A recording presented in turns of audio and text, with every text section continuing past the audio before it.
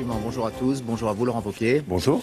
Le responsable de l'opposition que vous êtes soutient-il la journée d'action des policiers? On l'entendait dans le journal à l'instant, les policiers qui vont manifester devant les tribunaux et surtout sous les fenêtres de Christiane Taubira, place Vendôme. Christiane Taubira, la garde des Sceaux. C'est pas seulement le responsable de l'opposition, c'est le maire aussi.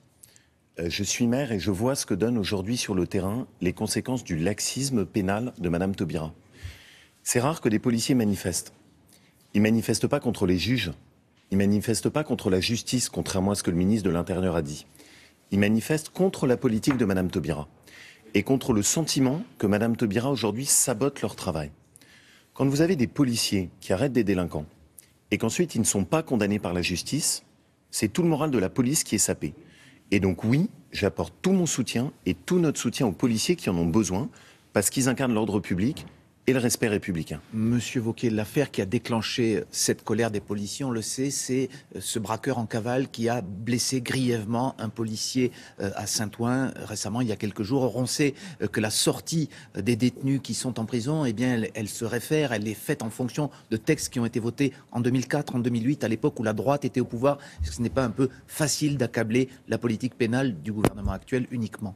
Non, parce qu'il y a les textes, il y a l'esprit des textes, et il y a tout ce que Madame Taubira porte. Et il y a ce que décident les juges aussi, qui sont libres d'appliquer les décisions qu'ils veulent. Mais foncièrement, l'idéologie, et Madame Taubira s'en cache pas, sur laquelle repose toute sa politique pénale, c'est de dire moins de délinquants en prison.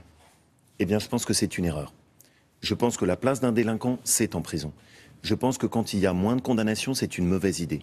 Je pense que ce qu'elle a mis en place, la contrainte pénale, elle ne s'applique pas pour les braqueurs, elle ne s'applique pas pour les terroristes présumés. Mais la réaction des policiers, elle n'est pas juste sur un fait divers, c'est un ensemble. Et leur sentiment, c'est qu'aujourd'hui, il n'y a plus assez de fermeté, il n'y a plus assez d'autorité.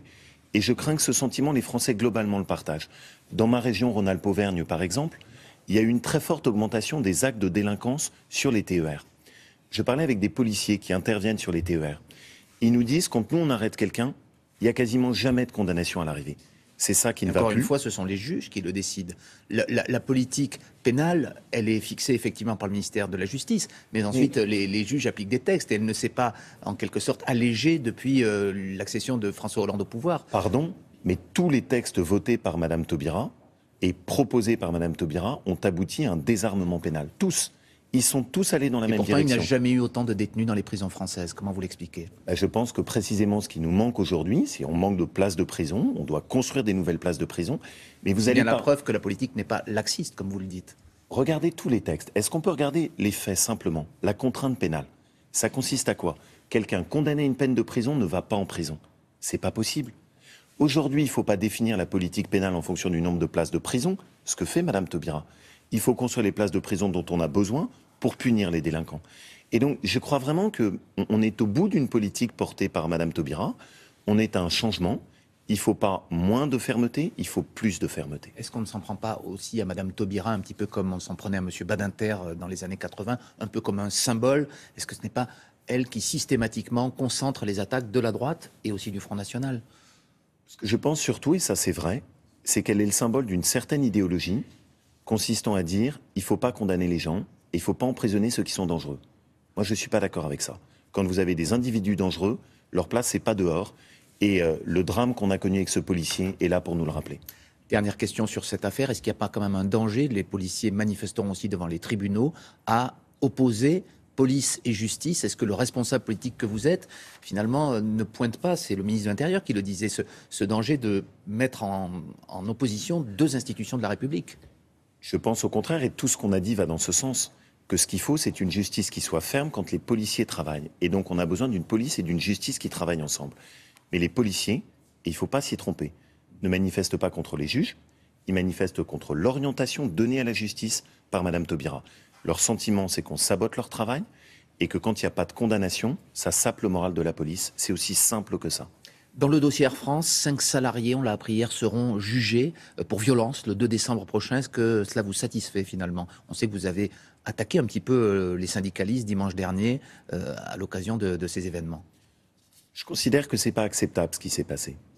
Je considère que ces images de quelqu'un obligé d'escalader une barrière avec la chemise déchirée, ce n'est pas acceptable.